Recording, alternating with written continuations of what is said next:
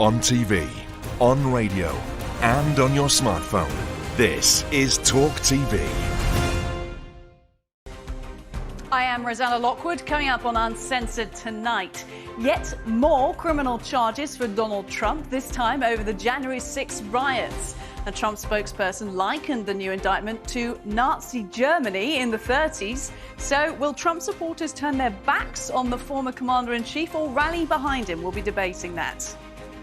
More than 100 trans men, meanwhile, have entered a Miss Italy beauty pageant after organisers said trans women were not allowed to compete. Does this all make a mockery of pageants and ruin the competition for the remaining contestants? I'll talk to the organiser of that protest. And fresh controversy looms in the Hollywood actors' strike as millionaire A-listers go under the knife instead of standing shoulder to shoulder with colleagues on the picket line. I'll be talking to a surgeon who operates on the stars later on in the show. Live from the News Building in London, this is Piers Morgan Uncensored with Rosanna Lockwood. Welcome to Piers Morgan Uncensored, with me, Rosanna Lockwood, in the chair. Tonight, on this wet Wednesday in August, I'm afraid to say, here in Britain anyway. Now, deja vu. That's how I felt last night, hearing Donald Trump's been indicted again, this time on 4 counts, including conspiracy to defraud the United States, tampering with a witness, and conspiracy against the rights of citizens. Now, those are some really serious charges right there. But deja vu even still, because we have seen this movie before, haven't we? The debates about whether we'll get a mugshot of Trump or whether he'll show up to court in handcuffs. In fact, I was in this seat for Piers back in March when the first Trump indictment was delivered on hush money payments to Stormy Daniels. And we all then watched together a few days later as Trump's motorcade made its way through Manhattan to the courthouse. Now, back then it felt momentous. But now, a few months later, an additional 2 indictments as well. The shock factor, I'm afraid to say, it might be starting to wear off a little. There's just so much to keep track of. A myriad of charges and legal cases, and that's exactly what the Trump campaign is playing off, casting all of this as a politically motivated witch hunt to keep the Republican contender from getting back into the White House. But I'm here tonight to remind you of the facts and tell you that you should still be shocked, because since he was in office, this former president has amassed 2 impeachments, 2 arrests, 3 indictments, 78 criminal counts overall in 3 different cases. That's 3 criminal trials to attend in the next 18 months. And the bulk of that has been as the first for any US president or indeed any leader of a democratic nation. Now, is that list we just showed you a result of a corrupt and biased federal government conspiring against Trump, as his campaign says, a form of election interference? Using Trump's own social media network today, they claimed, quote, "The lawlessness of these persecutions of President Trump and his supporters is reminiscent of Nazi Germany in the 1930s, the former Soviet Union, and other authoritarian dictatorial regimes." Or that list, is it that this man has been so lawless, so self-interested, so power-hungry and corrupt that he's made a mockery of the US Constitution? Now, I'm clearly not American. I can't vote, so I don't think my personal views about Trump, whether I like him or not, they're really not important in all this. But I do remember that day, January 6, 2021, so clearly. As a journalist, I was working on the other side of the world in a newsroom in Singapore, watching Trump loyalists rioting through the halls of power in Washington, D.C., desperately unwilling to accept the result of the 2020 presidential election and Trump's defeat. Now, here's how the special counsel who announced yesterday's indictment described January 6th. The attack on our nation's capital on January 6, 2021, was an unprecedented assault on the seat of American democracy. As described in the indictment, it was fueled by lies. Lies by the defendant targeted at obstructing a bedrock function of the U.S. government, the nation's process of collecting, counting, and certifying the results of the presidential election. Now, despite all of this, Trump still leads national Republican polling by quite a majority. He's still a very popular man. He could still win that second run for the White House, and he is, of course, innocent until proven guilty. So for the rest of us non-Americans, let's just watch and see over this next year. But let's just remind ourselves, this isn't deja vu, it's not a movie, it is real. And the blast radius of these types of personalities, and debates and events, they can have ripple effects across societies and borders. Well, joining me now to discuss all this is Trump's former lawyer and author of Get Trump, Professor Alan Dershowitz. Alan, thank you very much for making time. Look, we speak to you every time there's an indictment, so we should have you on some sort of repeat system here. You're just the man to speak to as a former lawyer for Trump. I just want to talk about the nature of this latest indictment. How serious is it and how likely is it to result in any kind of conviction? Well, first of all, I fundamentally disagree with Trump's supporters who were saying this is like Nazi Germany in the 1930s. No, not at all. It's like the United States in 2023, where we have the weaponization of the criminal justice system by both sides. We have Republicans today calling for the impeachment of President Trump on spurious grounds, and we have Democrats criminally prosecuting Trump, like in New York, on spurious grounds. This indictment is much more serious. It goes to the heart of democracy, but it depends on the ability of the government to prove beyond a reasonable doubt that Trump himself personally believed that he had lost the election fair and square. And people who know Trump say, look, he really believes he won the election. He was dead wrong, and there's no basis for it in fact. But the First Amendment to our Constitution says there's no such thing as a false opinion or a false idea under the Constitution. The answer to false ideas is the marketplace of ideas, not criminal prosecution. Oh, it's going to be fascinating seeing how that plays out in court, that very fight there at the heart of the right to free speech, as you say there, and also the right to think exactly what he thought. But I want that weaponization of the justice system you just described by not just the left, but also the right.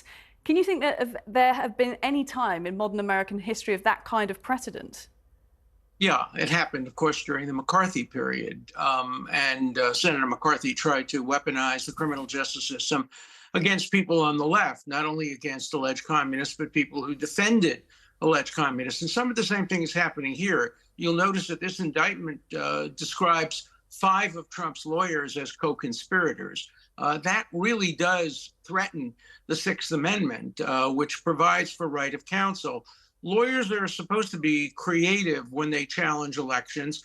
I challenged the 2000 election on behalf of the voters of Palm Beach County who were disenfranchised by the butterfly ballot. We lost, but nobody claimed that what we did was in any way improper. Challenging elections is part of our First Amendment right. But if you know you've lost the election and then you go and make allegations based on completely false statements, that's not protected by the First Amendment. So this is going to be a close case. My own view is that if an attorney general appointed by the president is going after the president's main rival, he better have a very, very, very strong case. And this case, I don't think meets that standard unless there's a smoking gun. If there is a smoking gun, if somebody will credibly testify that Trump said, look, I know I lost the election, but I want to corruptly try to undo the real election, put myself in office improperly, of course, that would be very different. But I think we all doubt that we're going to see that. Trump probably convinced himself that he had won the election.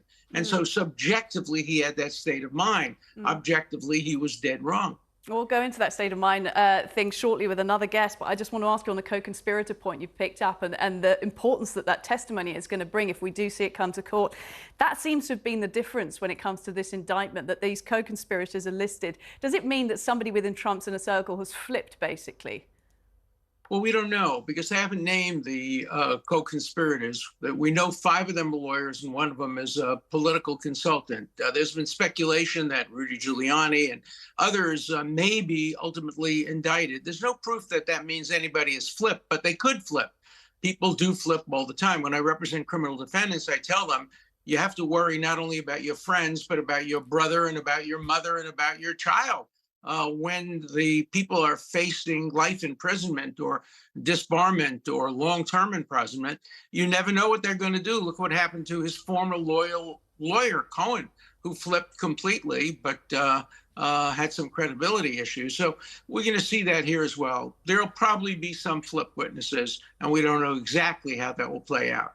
It's going to be fascinating. Alan, thank you ever so much for your time, as My pleasure. ever. Now we're joined to further this discussion by documentary filmmaker Alex Holder, who actually obtained behind-the-scenes access to the Trump family for his documentary Unprecedented. Also joining this conversation, author and investigative journalist David K. Johnston and pro-Trump pastor Mark Burns.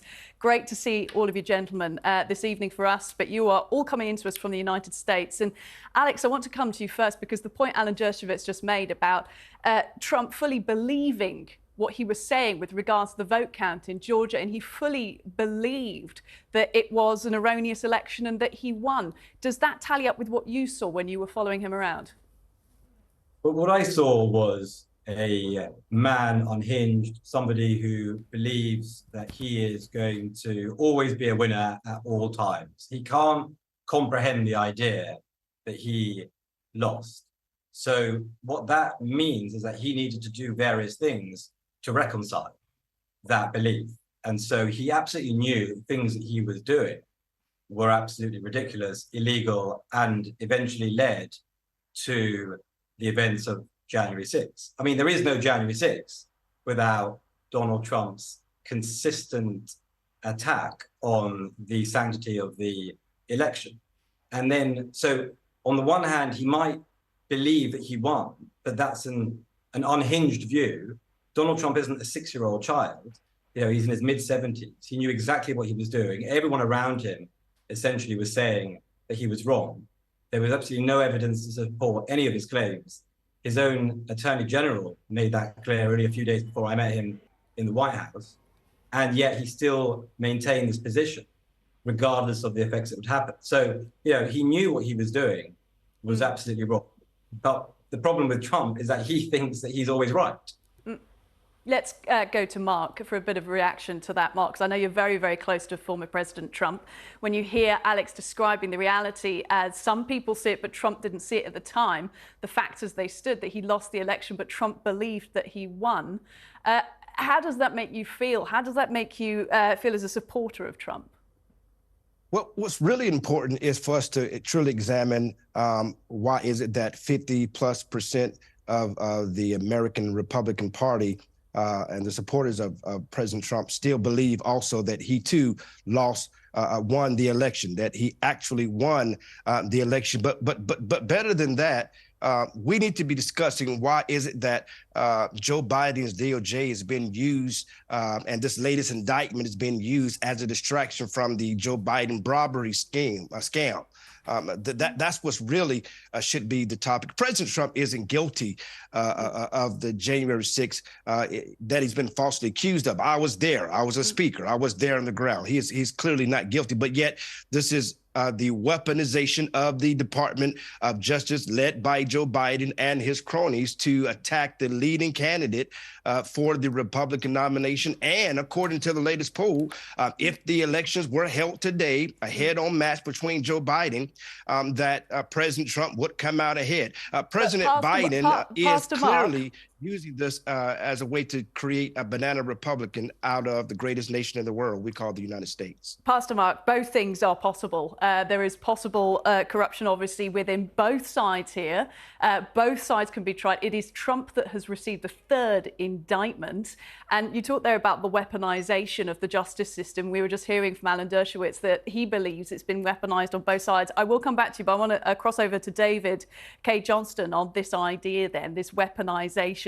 Do you think that it's pure whataboutism to say that this is a sort of a construct to distract away from Biden issues?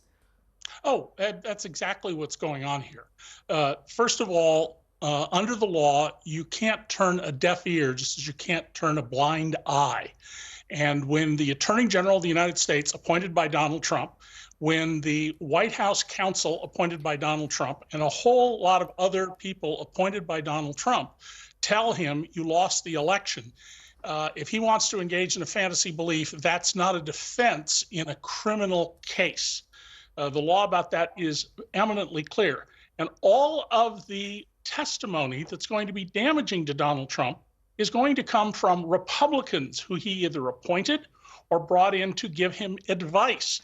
Vice President Mike Pence is going to be the star witness in this case. Mark Meadows, Donald Trump's chief of staff, is going to be a witness in this case. There's not a single person who's a Democrat who's likely to be called as a witness in this case, because the facts were all taking place in front of other Republicans.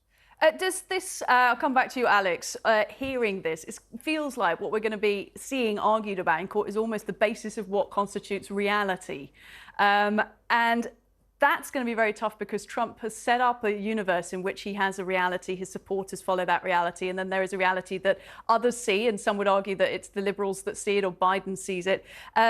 It's going to be an interesting case to watch as a documentarian, surely.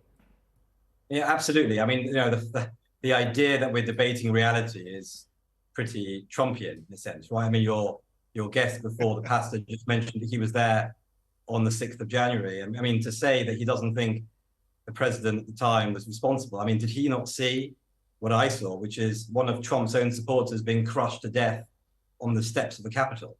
I mean, that's what the rhetoric led to. And then to start talking about Biden and, you know, that's not the point. The point here is that Donald Trump was utterly irresponsible and dangerous. You know, he is a benighted individual. And yes, you know, I mean, just to quote Bill Barr, he said that Trump was detached from reality. And of course, that's not a defense in any court proceedings. You know, he's a mid-70-year-old man that knew exactly what he was doing and yet didn't care. And then obviously all the evidence that came out in the January 6th committee hearings, where he just kept going and was watching the events on January 6th on TV and refusing to intervene until the last minute. And even then, in a half-hearted manner. I mean, he said on the stage, we need to fight like hell.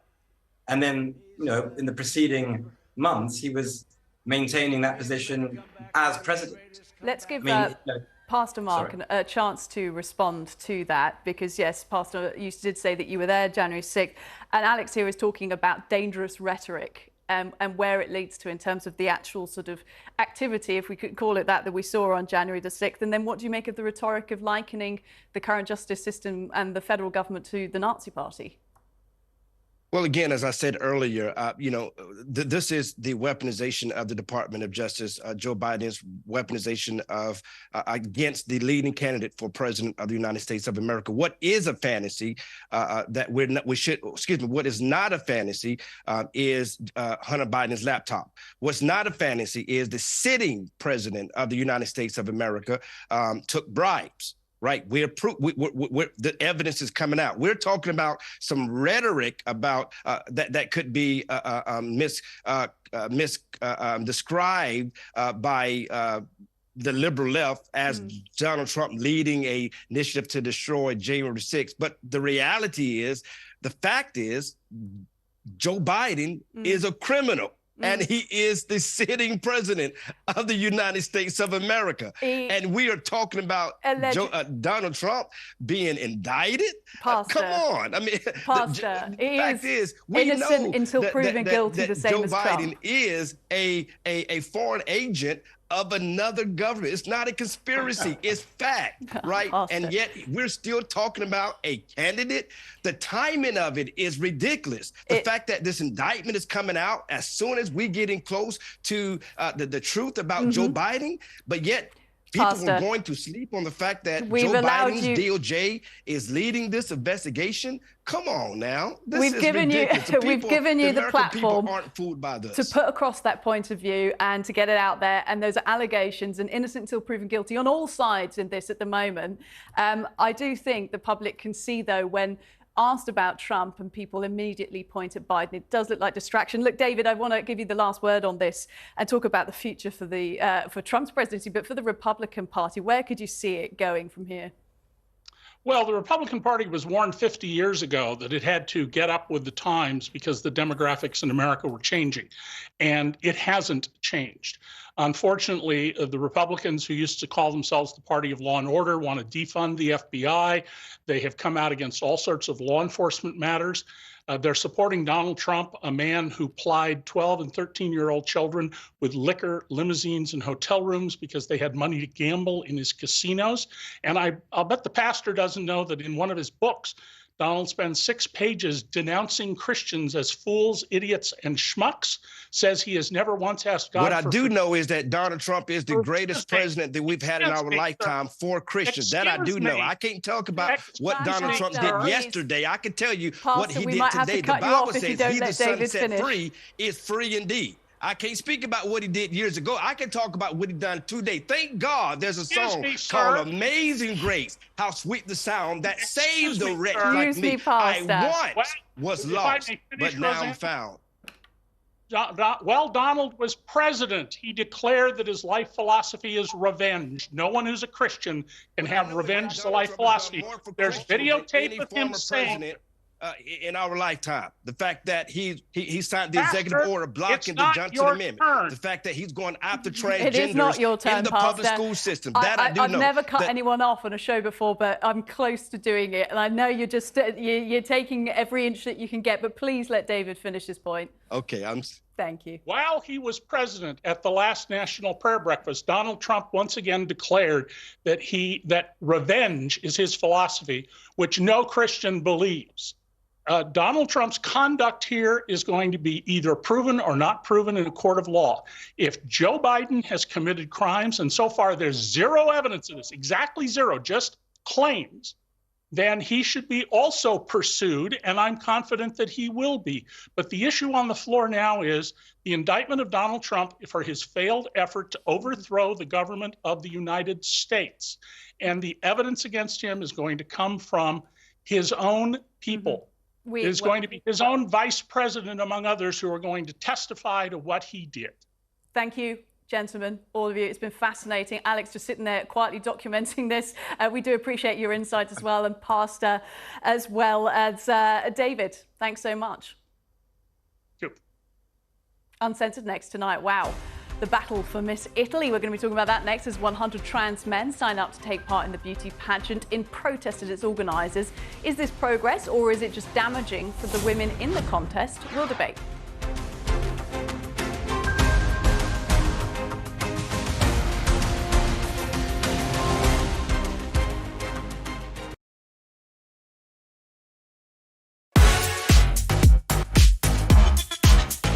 Good evening, I'm Piers Morgan, Uncensored in New York City. Yeah. King Piers and King Q. I think it's only room for one king, man. You know what I'm saying? He's mocked your weight, Trump. Yeah, look at him. Fail. Not working. Just because they're skin folk don't mean they're kin folk. Do you believe you can win this war? He's making me cry again. They're trying to force you out. Yes, I feel betrayed. Keep it award-winning. Mwah. Hugh Edwards has been revealed as the presenter at the centre of the BBC scandal. He is the most important television presenter on the BBC that we pay for. Whatever torture he may have been going through, in some way is an excuse for what appears to be an abuse of power. When they first got together, there were press stories, weighty Katie. That would make her a better Princess of Wales, because you're not just marrying the man, you're marrying the job. That resonates with people. Ghislaine Maxwell agreed to be interviewed for the very first time. I honestly wish I'd never met him. The Conservative Party can certainly win the next election. Can we? Yes. Labour 29 points ahead in the polls. Can we? Did he say, yes, I have taken drugs and they bent the rules, or lied on the visa application form and therefore got it? There needs to be an intervention around abortion laws. Parliament is sovereign. Parliament can determine these things. The rest of the world has watched on in sort of mounting horror as this story has unravelled. For you, it was incredibly personal. The death toll from the Titanic tragedy has risen to 1,522, and may God rest their souls.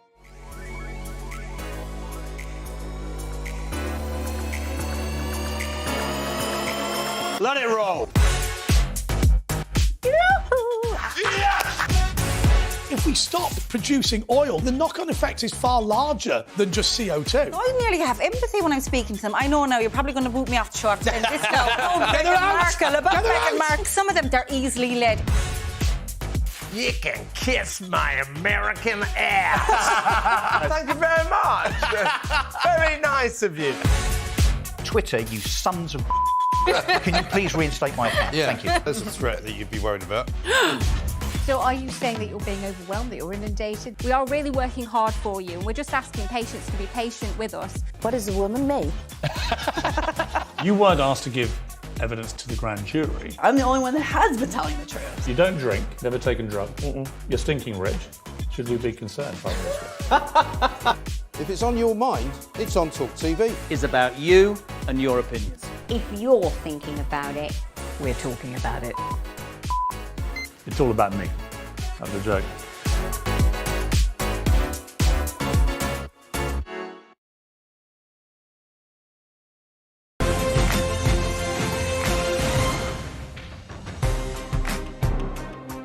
Welcome back to Uncensored. Now, more than 100 transgender men have entered the Miss Italy pageant in protest after that pageant banned anyone not born female from competing. Are you following along here? Now, this does come after the Miss Netherlands contest crowned its first ever male-born winner, trans woman now, with Miss Italy organisers saying they would not, quote, jump on the glittery bandwagon of trans activism.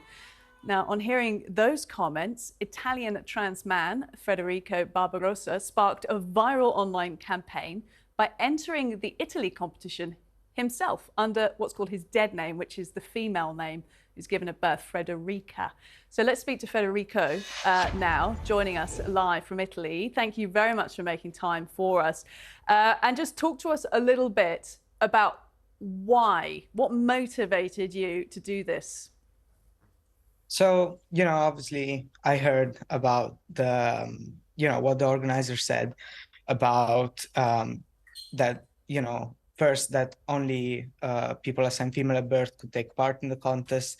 And then obviously I also heard that she made that statement with the purpose of excluding trans women, in a very explicit way.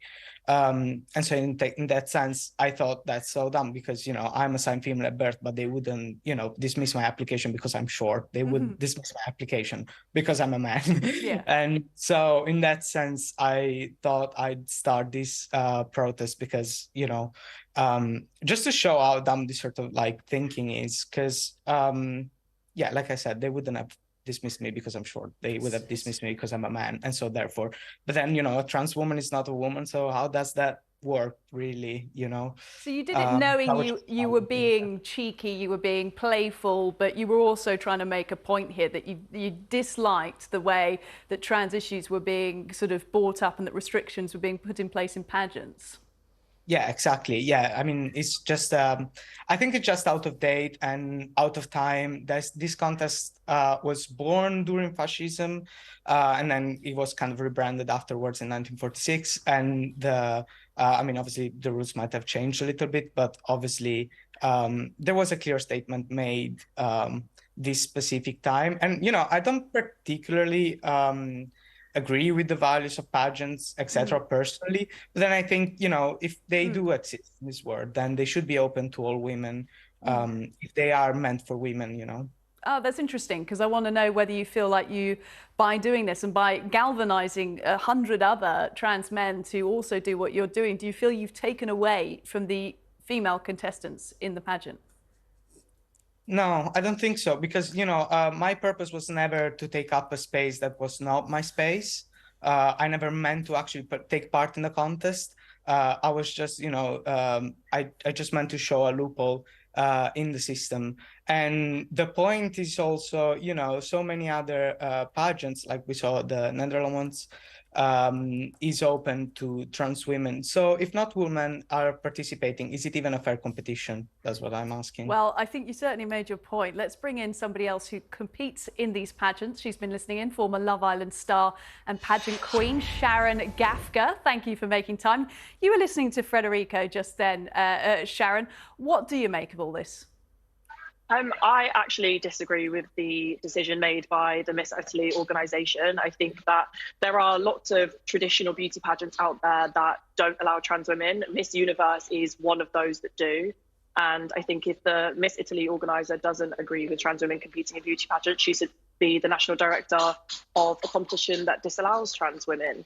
I personally, having competed at Miss Universe Great Britain 4 weeks ago, welcome trans women. We had our first trans woman contestant at Miss Universe Great Britain. The international competition allows it. The Miss Universe organisation is owned by a trans woman.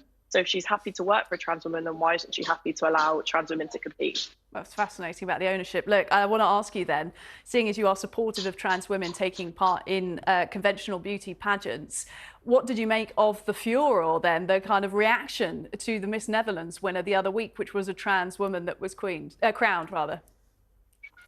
So I haven't seen any of the backlash from Miss Netherlands directly, though I did make a comment basically explaining what I just said to you guys about the Miss Italy organisation taking on the directorship of another pageant, and the backlash and the trolling and the nasty messages I got were not from other beauty pageant contestants, were not from other women, were actually from cisgendered men telling me that by allowing trans women in my space, I'm wrong when it's my space and my decision to allow trans women or not, and I do. So why is it men are telling me that I shouldn't allow that?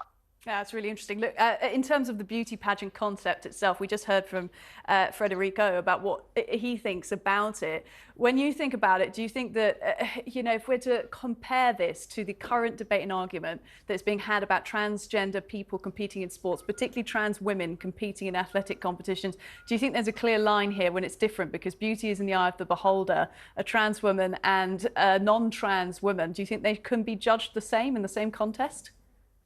I personally, I don't feel like I'm quite well qualified enough to talk about trans women in sport and whether they have a physical advantage or not, but there is no advantage in beauty pageants. You know, you have the same access to everything, and majority of Miss Universe national competitions are not based on your physical appearance. For example, Miss Universe Great Britain is majority interview, and being a trans woman does not mean that you're a better speaker or a better person because you're a trans woman. And a cis woman also does not make you a better candidate. It is literally down to the women that present themselves on the day. Sharon, really clearly put. And Federico, just before we wrap up this part of the conversation, I want to give you an opportunity to respond to what you've heard Sharon just say. Do you feel supported? Yeah, I definitely do feel supported. And it's great to hear someone that does pageant, you know, saying this. And it was really interesting to say as well that many comments came from cisgender men, which makes me immediately think if this whole, you know, thing about trans women, about, you know, it just makes me think, you know, it's all about patriarchy and patriarchal values being held still here whilst the world moves forward, and clearly someone likes to be stuck in the past. So maybe, you know, they'll join us from the Middle Age on a horse one day, but that's clearly, you know, not happening right now. But I hope I can be a little part of this, and I hope I did something nice for my trans sister, without which I would be nowhere today. Federico, Sharon, you've both been very generous with your insights and your thoughts this evening from right at the heart of the pageant industry. Thanks so much. Thank you. Well, we don't have a cisgendered man for once to comment on this, yes. Esther, but we do have you, Esther Krakow, the voice of your own opinion. Well, listening to all of that. Why can't trans women have their own beauty pageants? Why? This is the thing. This is what most people, I think, take issue with. It's when there's a sense of entitlement, like we have the right. I don't really care about beauty pageants, generally speaking. I don't know many people that do. Obviously, there is, you know, the point that the lady made that, you know, your gender doesn't play a part of it. Well, many beauty pageants have swimsuit parts of the competition as well, and there is a physical element there. I don't really want to get into the logistics of that, but you know, to say that your biology plays no role, come on, that's just disingenuous. Look, I don't see why, and I've advocated this from the beginning for sports and with shelters and anything to do with trans individuals. Why can't they have their own spaces? Is it the fact that, you know, being validated in a space that is clearly and exclusively for biological women is the issue, which then raises many questions. That's my only problem with it. Why can't you just have your own beauty pageant? Well, I think that raises a key point that maybe Sharon and Federico brought up. It's that validation, as you put. But the thing is, but then that's where people take issue, because you can't force someone to validate your identity. You can't force someone to believe something that they don't want to believe. You know, for the many people on this planet, a trans woman will never be a woman, period. And, you know, if we're talking about tolerance and respect, why doesn't the respect go the other way? Why do we now have to pretend, if people don't believe that you know, a trans woman is a woman, and therefore seeing what is a biological man in a dress at a beauty pageant, are we just supposed to, like, you know, it's like the emperor has no clothes moment. Are we just supposed to pretend? How is that being respectful to people's opinions? It's good to have you here to present the other side of the debate at a lack of a cisgendered man. Well, I know even that term riles people some up, yeah. men up these days. But it has been a fascinating debate. And stay with us, Esther. We'll come back to you as well. Uncensored next tonight. Fresh controversy looms in the Hollywood actors' strike. A-listers are reportedly going under the knife instead of standing in solidarity with their colleagues on the picket line. A surge into the stars joins us next.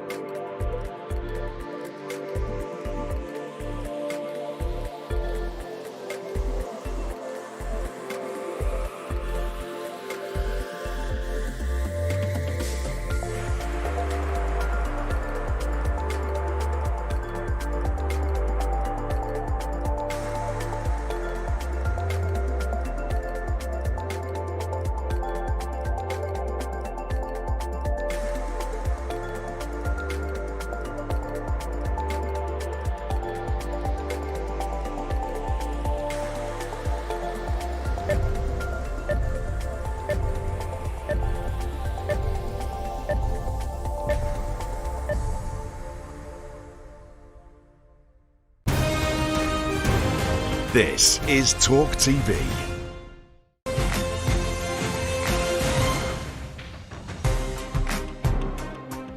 Welcome back to Uncensored. Now, if your favourite actor appears on screen looking a little fresh-faced when the Hollywood strike ends, it might not just be from a bit of R&R.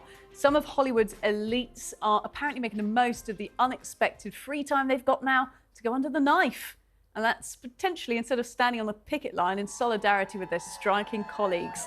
The Screen Actors Guild called for industrial action on July 13th. And some plastic surgeons in New York and LA have seen as much as a 30% increase in demand, they're saying, with facelifts, eye lifts and brow lifts all at the top of the list.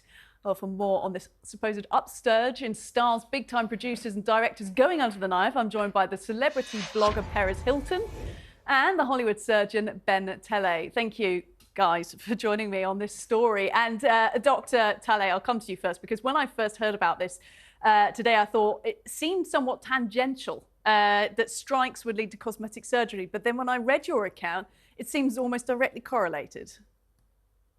Yes, interestingly, it's not something you think about day to day, and certainly not a strike leading to surgery. But this is something that the pattern has kind of been building since the pandemic occurred and shutdown occurred.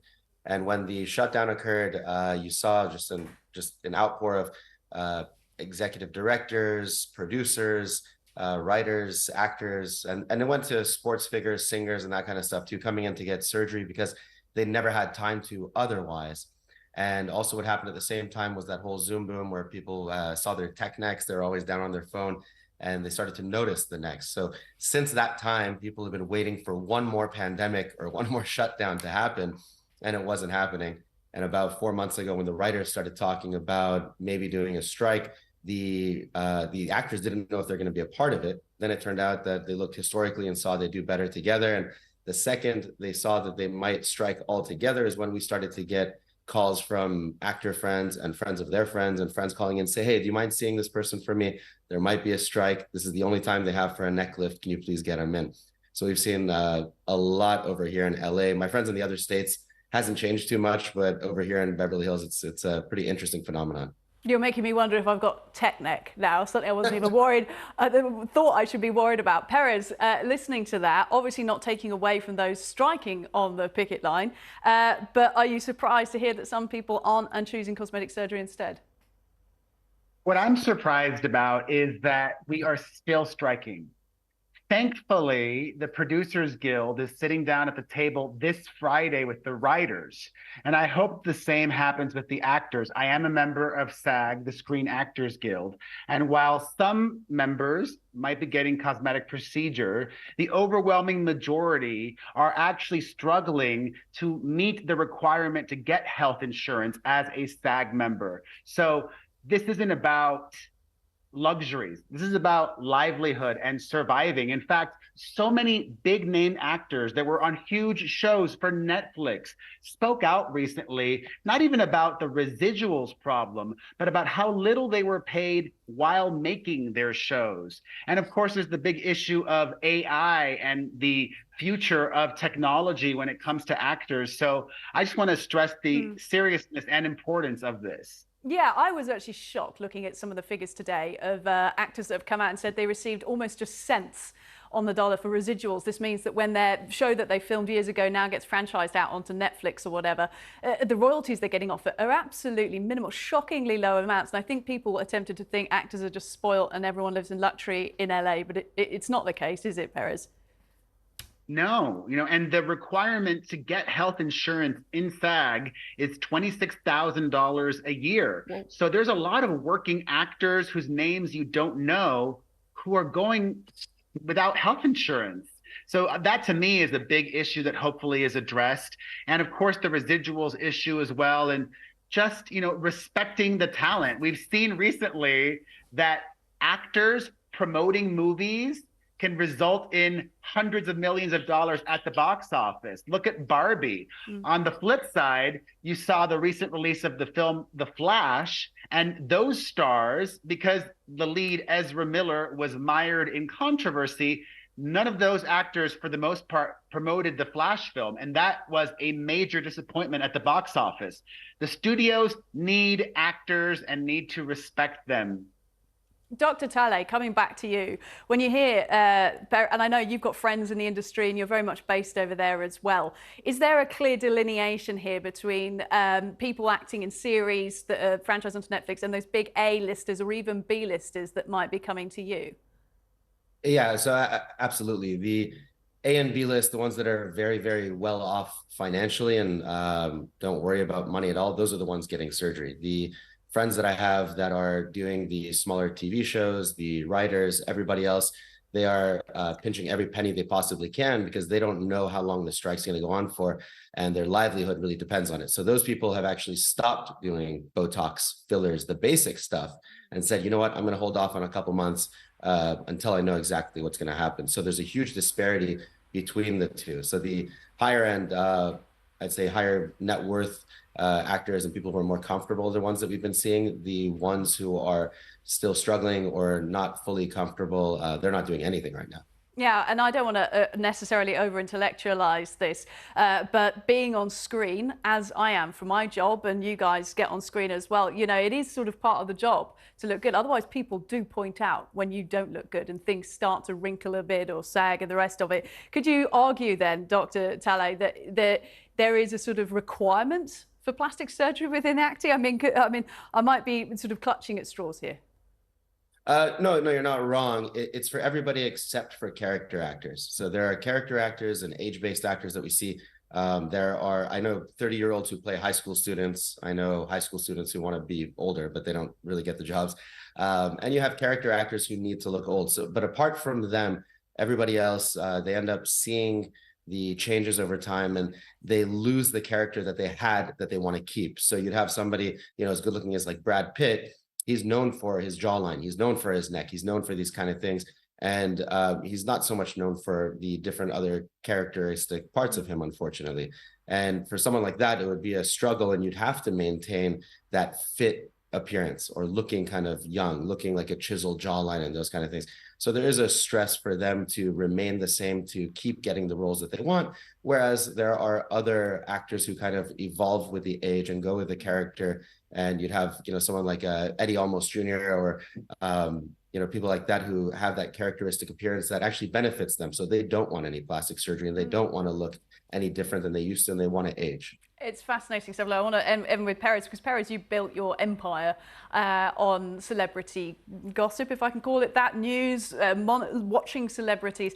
Do you think culture has changed with regards to the way that people's appearance is critically analysed? Do you think people are more accepting now of celebrities getting plastic surgery? Well, they are more accepting, but I don't think culture has changed that much, to be honest. On the surface, they would like to say that, ooh, we're kinder, but people on social media are a lot of hypocrites, and they'll still leave really awful comments on pictures and videos of celebrities. And that kind of criticism does lead many to get work done, and sometimes to really irreversible effects. You know, some celebrities get too much work done, and it's really hard to look like themselves. Indeed, they do, and they do get called out on it. Look, Perez, Dr. Talay, thank you very much for making time to talk on this. Thank you. My pleasure. Well, Uncensored next tonight. Have you ever wanted to see a former Prime Minister abandoned in the middle of a jungle and made to do humiliating tasks? Well, if ITV get their way, you might be in luck. My pack will be in here next to discuss the Liz Truss I'm a Celeb rumours and much more.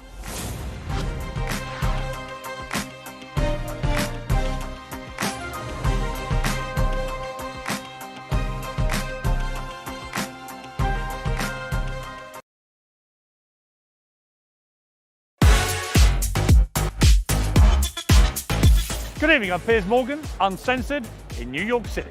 Yeah. King Piers and King Hugh. I think it's only room for one king, man. You know what I'm saying? He's mocked your weight, Trump. Yeah, look at him. Fail.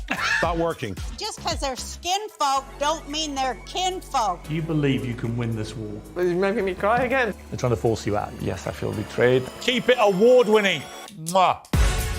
Hugh Edwards has been revealed as the presenter at the centre of the BBC scandal. He is the most important television presenter on the BBC that we pay for. Whatever torture he may have been going through, in some way is an excuse for what appears to be an abuse of power.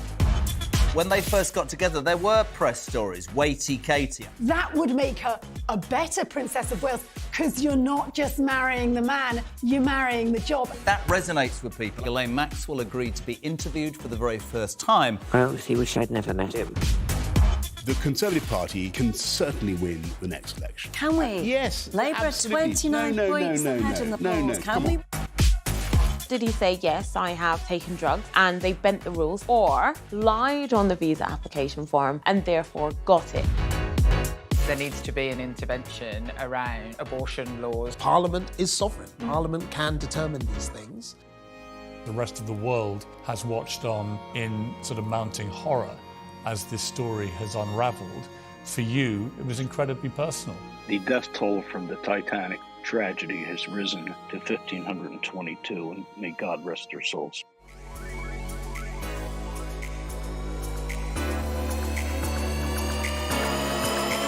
Let it roll. if we stop producing oil, the knock-on effect is far larger than just CO2. I nearly have empathy when I'm speaking to them. I know now you're probably going to boot me off the show after saying this girl, Meghan Markle. Some of them, they're easily led. You can kiss my American ass. Thank you very much. Very nice of you. Twitter, you sons of can you please reinstate my account? Yeah, thank you. There's a threat that you'd be worried about. So are you saying that you're being overwhelmed, that you're inundated? We are really working hard for you. We're just asking patients to be patient with us. What is a woman made? You weren't asked to give evidence to the grand jury. I'm the only one that has been telling the truth. You don't drink, never taken drugs. You're stinking rich. Should you be concerned, Prime Minister? If it's on your mind, it's on TalkTV. Is about you and your opinions. If you're thinking about it, We're talking about it. It's all about me. That's a joke.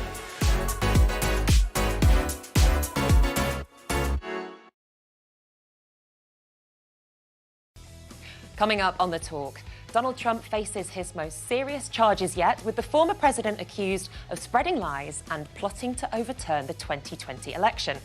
Plus, Labour warns up to 1,500 criminals could avoid jail as Britain's prisons reach bursting point. And soap staple Coronation Street is rocked by a birthday cake scandal that scriptwriters could only dream of. That's all at 9 o'clock.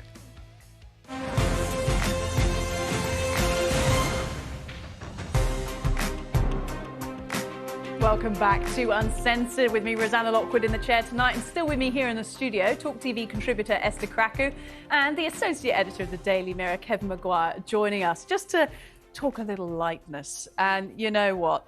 Let's start somewhere else first, though, with Lizzo. I say lightness. This is actually quite dark. Yeah, I know what I was going to say. This is very dark. We both know. Okay. And surprisingly, because Lizzo, of course, very popular performer. She's known for her body positivity. She's a very sort of liberal performer. She has been accused of sexual harassment and creating a hostile work environment through sexual, racial and religious harassment in several incidents between 2021 and 2023.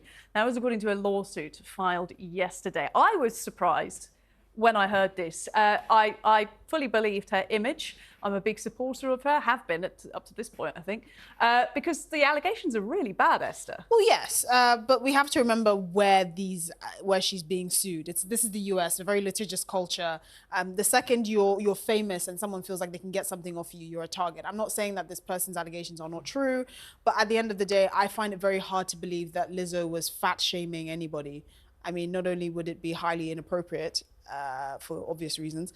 Also, it would be very inconsistent with the kind of message that she puts out there. Like, she's all about body positivity and all of that. I mean, some of the allegations in there are pretty scathing, I'm not going to lie, but I don't believe them yet. I still hold to the innocent until proven guilty mantra. Yeah. So you think it's all just drummed up to take Lizzo down? No, I think it's inconsistent with what we see of her. That's what I'm saying. And I'm not surprised that this is happening in a country where they have a very intense litigious culture.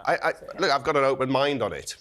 And I was surprised because of her image and everything she's said, but sometimes people aren't their public images. I'm not saying that's the case with her. This has to be tested in court by lawyers. But there are 3 claims. I suspect it'll come down to what corroboration there is, and she's got a big problem if they're found to be true because of that image she's projected. If she just projected a scuzzy image and she was found to have behaved scuzzily, then it wouldn't be. It would look at that. But it's somebody who one is what when I read the fat shaming allegation, like no, I don't believe. But some of the details in a nightclub in it's criticised a dancer's recent weight gain and later berated, then fired that dancer for recording a meeting. And then, according to a lawsuit, also encouraging one dancer to touch a nude performer at a club in Amsterdam and subjected several dancers to an excruciating 12-hour audition after making false accusations they drank while working. So it sounds like there's going to be a few parties corroborating. Well, I mean, this is the person that went to a basketball game with her entire bum out. You know, she wore those cutout trousers. So clearly, I don't think she's the best, I also just think there's a lesson in this about treating the people around you at work well, regardless of the role that you hold, which we see time and again. Well, look, you can punch up, but you can't punch down. Yeah. She can hit, record industry executives, the boss of whoever a company is. That's all right. That's fine. Yeah, but don't, not the other people, not your dancers, not the people on sound and lighting. Let's talk about lighter things. It is silly season, and that's what we call it in news anyway. In August, when Parliament's in recess and there's not much political news going on, but there is some political gossip that Liz Truss could be set for the I'm a Celebrity jungle, if you can believe it. Now, the latest gossip was that Boris Johnson had been approached for this and had been offered, I don't know where this report is from, around 700 grand to get into the jungle, but declined it. Now this gossip saying the next target is former Prime Minister Liz Truss.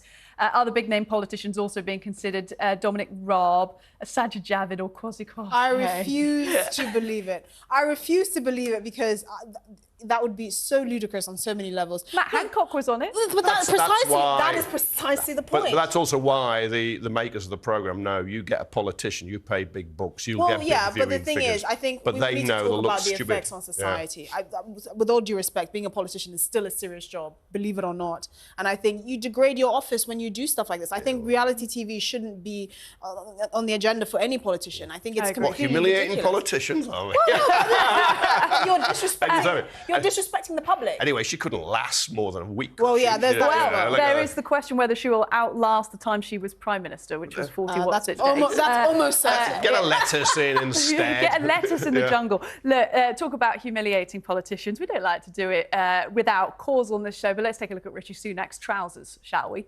This photo doing the rounds yesterday. Our lower strap is covering the ankles. Let's see if we can show you that. The gap between the sock and the trousers is causing some consternation in online circles. He's pulled them up at the hip. How can you pay $3.5 grand on a suit and it doesn't fit you? Oh, hold on. And he's only 5'6". First of all, we have to consider the logistics here. We don't know all the proportions. We don't know all the dimensions. We don't know everything we don't know everything he's working with below the belt. We don't know any of that. We are not his tailors. Okay, so let's just assume, to be gracious, that he's pulled them up a bit and that he's also a small man and therefore he doesn't need large trousers. He's 5'6". He's perfectly formed, but he's tiny. I mean, he probably buys his clothes in the Ken range. Esther, I think you've been very generous in your analysis there. And Kevin, thank you very much for joining us as well. That is it from me tonight. Anyway, we'll be back here tomorrow. Whatever you're up to, make sure it is uncensored. Good night.